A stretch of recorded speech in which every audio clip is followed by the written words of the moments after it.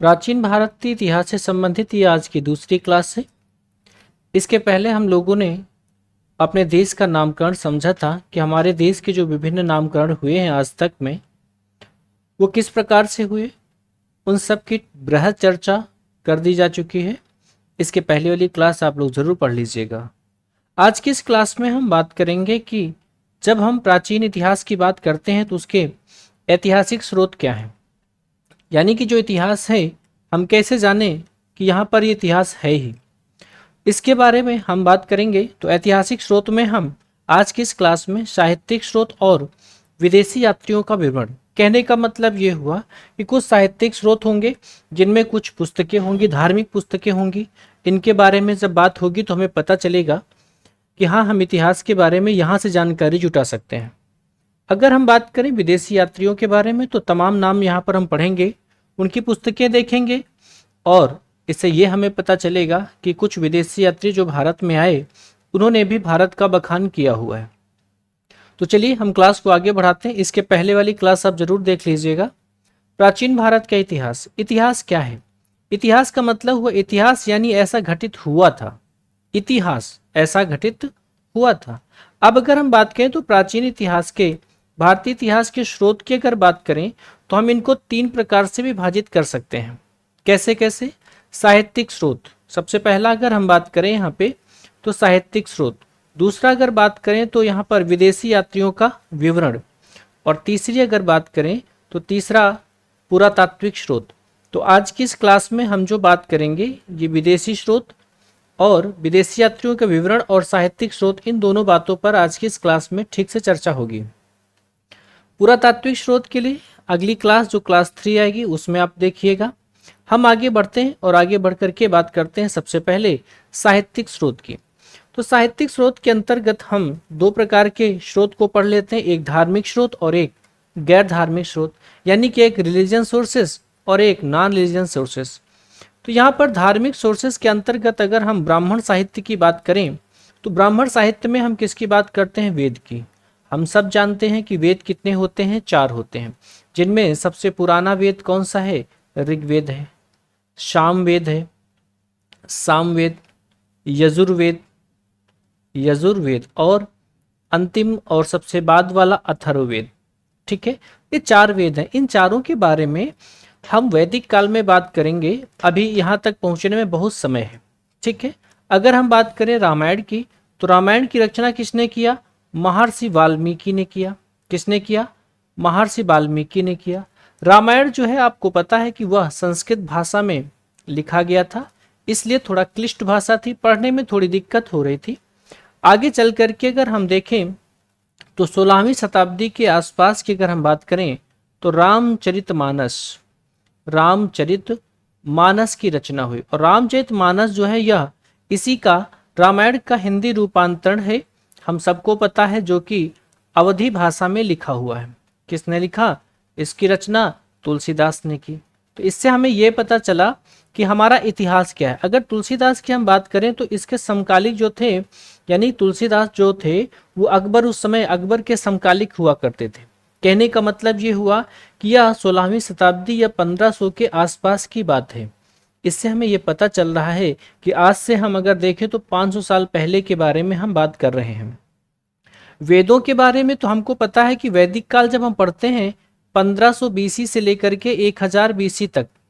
ठीक है, जब हम यहाँ पर वैदिक काल पढ़ते हैं तो ये देखते हैं कि आज से अगर हम देखें तो आज से 2000 साल पीछे चले जाओ और उसके पहले भी 1500 बीसी यानी कि 1500 साल और चले जाओ।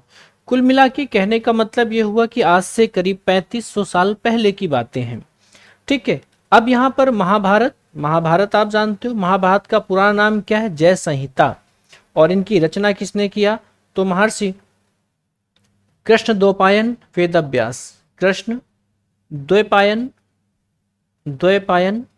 वेदव्यास ने इसकी रचना किया। वेदव्यास ने इसकी रचना किया जय संहिता की। वेदांग है, उपनिषद है, पुराण है। अगर उपनिषद की बात करें तो हम यहाँ पर विशेषकर 3 उपनिषद के बारे में बात करेंगे और उनमें से 2 बड़े महत्वपूर्ण हैं। तो 2 कौन कौन से यहाँ पर अगर हम उपनिषद की बात कर रहे हैं तो एक आपने नाम सुना होगा मुंडक उपनिषद। या मुंडकोपनिषद नाम सुना है आपने? हाँ जी, मुंडकोपनिषद आपने नाम सुना है। और आपको पता है इसी में सत्यमेव जयते, सत्यमेव जयते यानी सत्य की ही विजय होती है, सत्य की ही जय होती है, ये मुंडक उपनिषद से लिया गया है। क्वेश्चन खूब बढ़िया पूछा जाता है। एक और उपनिषद आप जानते हो, एक उपनिषद कौन सा? कठोपनिषद, याद है आपको? कठोपनिषद नहीं पता है? आप सुन लो, लिख लो अच्छे से, मैं लिखता चल रहा हूँ, आप भी लिख लीजिए। कठोपनिषद, इसमें कहा जाता है यमराज एवं नचिकेता का वाद विवाद है, यमराज एवं नचिकेता का वाद विवाद है। वाद विवाद का मतलब इनके बीच हुई बहस या वार्तालाप के बारे में बात होती है, ठीक है ना। और अगर हम यहाँ पर बात करें तो ये उपनिषद क्या होते हैं? उप का मतलब होता है पास में, और निषद का मतलब होता बैठना, यानी कि पास में बैठ करके, जो गुरु जी के पास बैठ करके जो शिष्य ज्ञान लिया करते थे, उनका जो उल्लेख है वो आपको उपनिषद में मिलता है, ठीक है। इतनी क्लियर हो गई बात। चलिए अगर हम आगे बात करें, अभी इसमें और भी चीजें हैं जो हम आगे चल करके चर्चा करेंगे। जैसे अरण्यक की बात करें तो अरण्यक क्या है? अरण्य मतलब जंगल, अरण्यक है ना, अरण्यक हो गए, तो ये हो गए। अब आगे चलो तो यहाँ पर लिखा हुआ बुद्ध साहित्य के अंतर्गत। अब बौद्ध साहित्य के अंतर्गत जो हम बात करते हैं, तो बौद्ध साहित्य के अंतर्गत जो है त्रिपिटक आता है। त्रिपिटक में क्या है? सुत्त पिटक, ये ता है, अच्छा, सुत्त पिटक, विनय पिटक और अभिधम्म पिटक, तो ये 3 पिटक देखने को मिलते हैं। अब ये पिटक क्या होते हैं? तो ग्रंथ को पिटक कहते हैं। ग्रंथ को क्या कहते हैं? ग्रंथ को पिटक कहते हैं, ठीक है। आगे सुत्त पिटक में बुद्ध की शिक्षाओं का वर्णन है, जिसको किसने लिखा? आनंद ने लिखा, ठीक है। आनंद जो थे वो महात्मा बुद्ध के बड़े ही करीबी शिष्य हुआ करते थे। विनय पिटक में क्या है? विनय पिटक में बौद्ध संघ के नियमों का उल्लेख मिलता है, इसे महाकश्यप ने लिखा, यहाँ पर महाकश्यप ने लिखा है, ठीक है। अभिधम्म पिटक में अशोक के समकालीन बौद्ध भिक्षु की जीवनी मिलती है, इसे अशोक के अधीन संकलित किया गया है। अशोक, आपको पता है कि मौर्य वंश का सबसे महान शासक कौन हुआ? अशोक।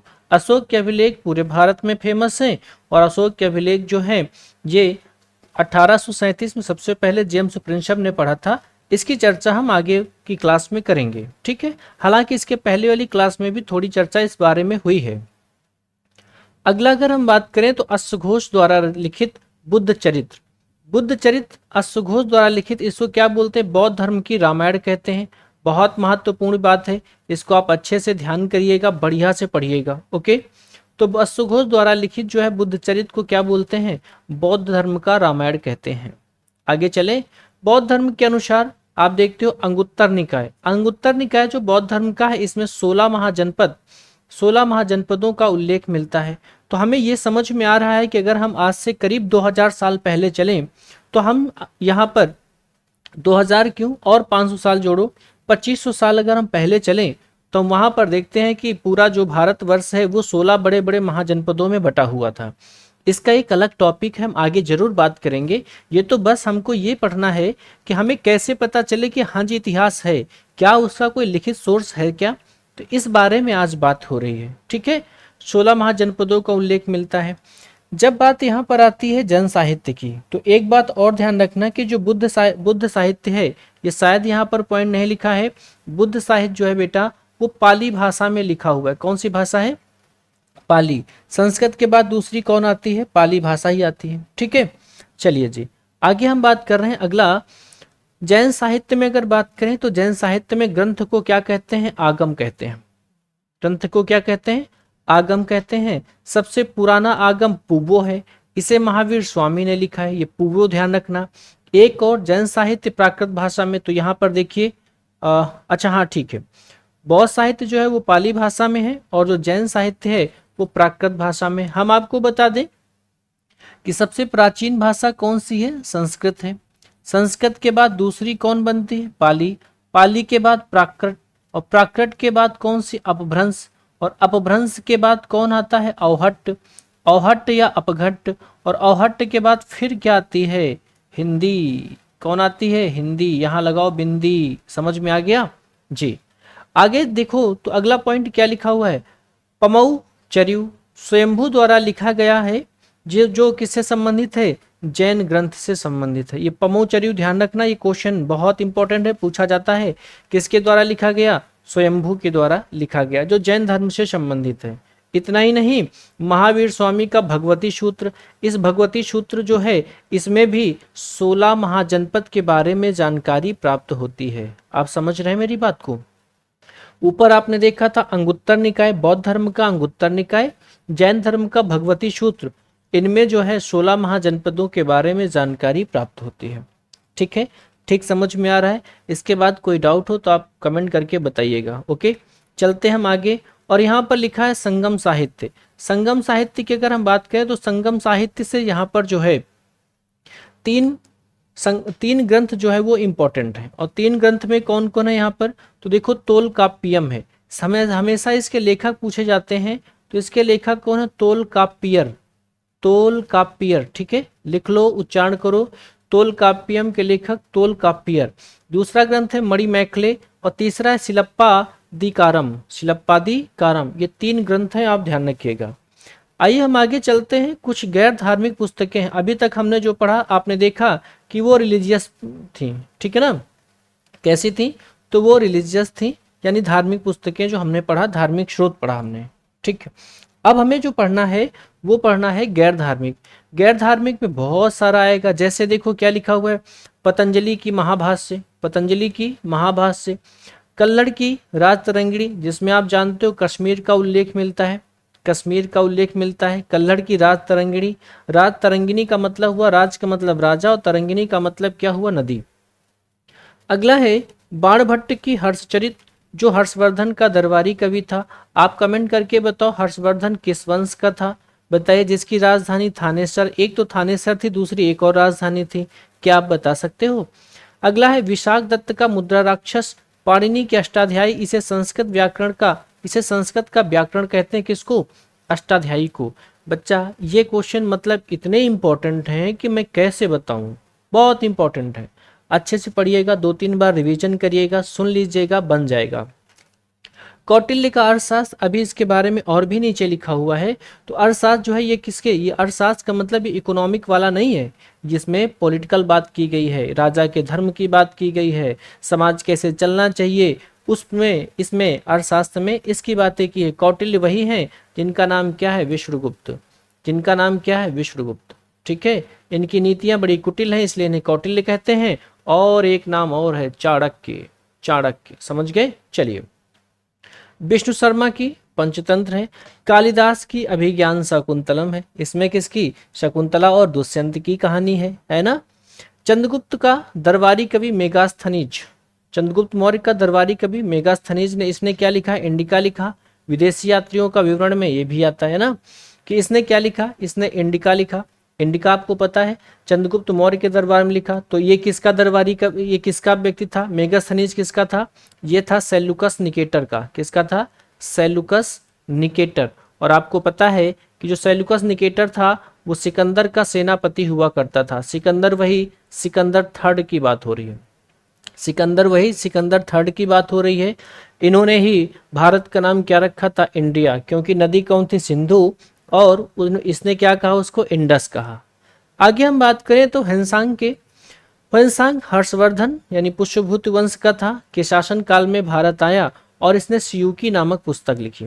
किस नाम, कौन सी नामक पुस्तक लिखी, सियूकी नामक पुस्तक लिखा। और इसने भारत के बारे में खूब कस के बखान किया और भारत का नाम इसने अपनी पुस्तक में क्या रखा है, यिंतु, जो इसकी पहली क्लास में हम आपको समझा चुके हैं। ठीक है, चीनी यात्री में अगर हम और आगे बात करें तो फाहियान आया, गुप्त वंश के शासक चंद्रगुप्त द्वितीय के दरबार में शासन काल में भारत आया और इसने फाक्यूकी नामक पुस्तक लिखी। पुस्तक ध्यान रखना, फाक्यूकी नामक पुस्तक लिखी और इसने भी भारत का नाम क्या बताया, यिंतु बताया।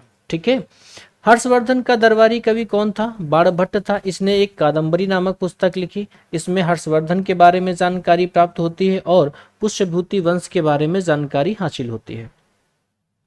इत सिंह ने नालंदा और विक्रमशिला विश्वविद्यालय के बारे में लिखा।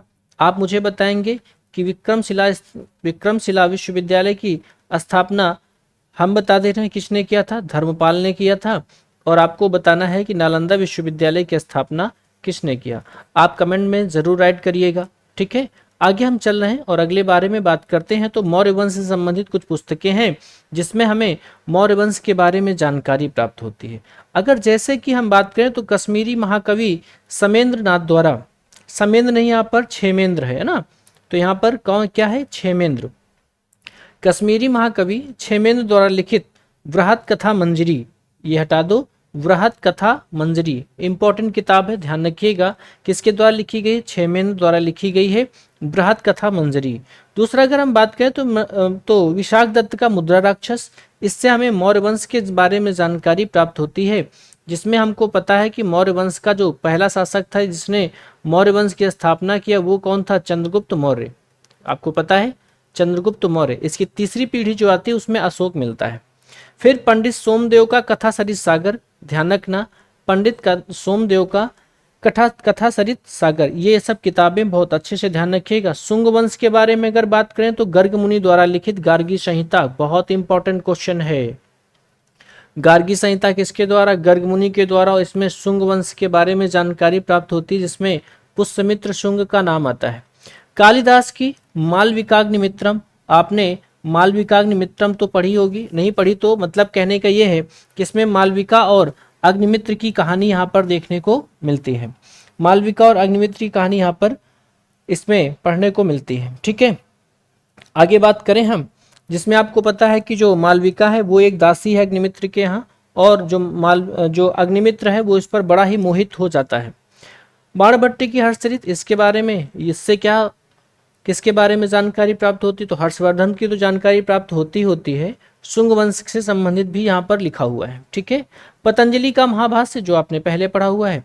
अन्य पुस्तकों में अगर हम देखें तो स्ट्रेबो की ज्योग्राफिया, ये भी विदेशी लेखक हैं, स्ट्रेबो की ज्योग्राफिया ने एक पुस्तक लिखी, प्लिनी की नेचुरल हिस्ट्री लिखी, प्लूटार्क की मोरालिया लिखा, भद्रबाहु का कल्पसूत्र है, और मुस्लिम यात्रियों का विवरण की हम बात करेंगे जिसमें कौन आए, अलबरूनी।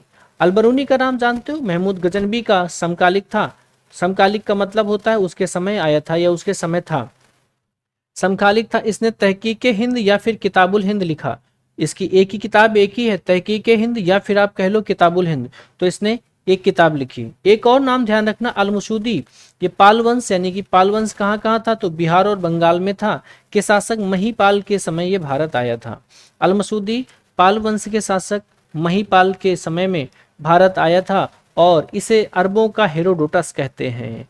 हेरोडोटस समझते हो, हेरोडोटस कौन है, फादर ऑफ हिस्ट्री, जिनको हम फादर ऑफ हिस्ट्री बात करते हैं कि इतिहास का पिता, तो फादर ऑफ हिस्ट्री, इसे कभी कभी क्या बोलते हैं, अरबों का हेरोडोटस कहते हैं, क्योंकि ये क्या था, ये अरब का भूगोल वेदता था। आप समझ सकते हो कि कहाँ कहाँ से लोग आए और भारत के बारे में चूंकि सबको पता था, सबको लगता था कि एक बार पूरे जीवन में एक बार भारत भ्रमण जरूर कर लिया जाए, समझ रहे हो। आगे हम अगर बात करते हैं यहाँ पे, तो इसने द मीडोज ऑफ गोल्ड लिखा, एक किताब लिखी, उस किताब का नाम क्या है, द मीडोज, मैं यहाँ हिंदी लिख देता हूँ ताकि आपको पढ़ने में आसानी हो जाए, द मीडोज ऑफ गोल्ड नामक पुस्तक लिखी। फिर अगर हम यहाँ पर बात करते फिरदौसी की, तो फिरदौसी ने एक शाहनामा लिखा, यह भी महमूद गजनबी के समय भारत आया हुआ था। कहाँ का था, ये फारस का था, इसलिए जो इसकी लिखी हुई जो शाहनामा है ना, वो शाहनामा ईरान का राष्ट्रीय महाकाव्य है। ठीक है, शाहनामा ईरान का राष्ट्रीय महाकाव्य है, किसका है ये, फिरदौसी का है। क्लियर है। आपको बता दूं कि महमूद जो गजनवी था, पता है ना आपको, महमूद गजनवी जिसने 1000 से लेकर के 1027 तक इसने भारत पर कितनी बार आक्रमण किए, 17 बार आक्रमण किया, 17 बार इसने आक्रमण किया, और सबसे जो महत्वपूर्ण इसका आक्रमण था वो 1025 को था सोमनाथ मंदिर पर। अच्छा, ये वही महमूद गजनवी है, और आपको पता है इस महमूद गजनवी ने कहा था कि इससे फिरदौसी से कि आप शाहनामा लिखिए और हम आपको एक शब्द के लिए 1 दिनार देंगे। समझना जरा, एक शब्द के लिए 1 दिनार देंगे। लेकिन क्या, जब फिरदौसी ने इसको लिख करके कंप्लीट किया, कहते फिरदौसी ने इसके लिए अपने पूरा जीवन का 35 वर्ष समय लगाया था शाहनामा लिखने में। आप समझिएगा जरा, शाहनामा लिखने में इसने कितने 35 वर्ष लगाए थे। और पता है कि जब ये लिख डाले तो इसने महमूद गजनवी ने क्या किया कि अपनी बात से मुकर गया, इसने दिनार की जगह जो है वो दिरहम दिया। अब आपको कमेंट करके बताना है दिनार कहाँ की मुद्रा और दिरहम कहाँ की मुद्रा है। एक शब्द के लिए दिनार की बात हुई थी, इसने एक शब्द के लिए दिरहम दिया। फिरदौसी ने नहीं लिया और फिरदौसी वापस कहाँ चला गया, ईरान यानी कि फारस चला गया। लेकिन आगे इसी पुस्तक के आगे उसने महमूद गजनबी के बारे में लिख गया कि यह जो है ये बात का पक्का इंसान नहीं है। जब इस पुस्तक को पढ़ा गया तब महमूद गजनबी को जो है इसकी क्या बोलते हैं, थूथू हुई। थूथू होने का मतलब क्या हुआ, लोगों ने इसके बारे में गलत अवधारणा लगानी शुरू कर दी। और जब बात महमूद गजनबी तक पहुंची तब गजनबी ने क्या किया, खूब कस के पैसा, खूब कस के दिनार जो है एक गाड़ी में लोड करवाया और पहुंचता कहाँ है, पहुंचता है फारस। लेकिन दुर्भाग्य ये था कि उस समय, जिस समय इसने पैसा लेकर के वहां पहुंचा, उस समय जो है फिरदौसी का जनाजा निकल रहा था। बाद में क्या हुआ, कुछ नहीं, फिरदौसी तो नहीं रहा, उसकी बिटिया थी। गजनबी ने कहा इसको ले लीजिए, बिटिया ने कहा नहीं नहीं नहीं, इसको आप ले जाइए। जब हमारे पिताजी ने जीते जी इसका उपभोग नहीं कर पाए, अब हमें इसकी कोई ज़रूरत नहीं है। समझ गए। आइए हम आगे चलते हैं। तो यहाँ पर हमने देखा ईरान का राष्ट्रीय महाकाव्य है। अगर हम विदेशी यात्रियों में देखें तो यहाँ पर इब्न बतूता का भी नाम आता है। इब्न बतूता जो था वो अफ्रीका महाद्वीप के मोरक्को का था और यह मोहम्मद बिन तुगलक के शासनकाल में भारत आया था। आपको पता है मोहम्मद बिन तुगलक जिसे पागल सुल्तान भी कहते थे, क्योंकि ये जो है ना इसकी बात जनता को समझ में आती थी और ना ही जनता इसकी बात समझता था। समझ रहे हो। अब आपको बताना है कि मोहम्मद बिन तुगलक जो था, इसके 5 कार्य आपको लिखने हैं, 5 महत्वपूर्ण कार्य आपको लिखने हैं। खैर हम बात कर रहे हैं यहाँ पर इब्न बतूता की। तो इब्न बतूता कहाँ से आया, अफ्रीका का था, मोरक्को का था, और इसने रेहला नामक पुस्तक लिखी, बहुत इंपॉर्टेंट है। तुगलक ने इसे अपने यहाँ काजी नियुक्त किया था। काजी क्या होता है, काजी जो है वो धार्मिक न्यायाधीश होता है काजी। और गाजी क्या होता है, गाजी जो होता है वो काफिर को मारने वाला। काफिर कौन होता है, काफिर जो है जो इस्लाम धर्म को नहीं मानता उसे क्या बोलते हैं, काफिर। तो काफिर को मारने वाला कौन कहता है, कौन कहलाता है, गाजी। आप मुझे कमेंट करके बताएंगे कि बाबर ने कौन से युद्ध में गाजी की उपाधि धारण की थी, ये आप मुझे कमेंट करके बताएंगे। एक और यहाँ पर नाम और आया है कि सुलेमान जो था ये अरब का यात्री था। अरब मतलब अरब क्षेत्र, सऊदी अरब की बात हो रही है, उसके आसपास के क्षेत्र की बात हो रही है। तो अरब जो सुलेमानी जो था ये अरब यात्री था। इसने राष्ट्रकूट वंश के शासक अमोघ वर्ष को एक महान शासक माना। ये क्वेश्चन के तौर पे बड़ा इंपॉर्टेंट क्वेश्चन है। तो ये भी एक विदेशी था सुलेमान और ये अरबी यात्री था। इसने राष्ट्रकूट शासक, आपको ये भी बताना है कि राष्ट्रकूट वंश कहाँ चल रहा था। क्या आप कमेंट करके बता सकते हो, ढूंढिएगा। कुछ क्वेश्चन जो मैं आपको दे रहा हूँ इसका मतलब ये है कि आप जब थोड़ा सा पढ़ेंगे तो आपको थोड़ा सा कोशिश करेंगे तो बहुत सारी चीज़ें वहाँ पर निकल करके आएंगी। ठीक है, चलिए तो यहाँ से हम क्लास को कंप्लीट करते हैं। कैसा लगा ये सेशन आप मुझे कमेंट करके ज़रूर बताइएगा। हमारा हौसला बरकरार रखने के लिए आप लोग कमेंट ज़रूर किया करो।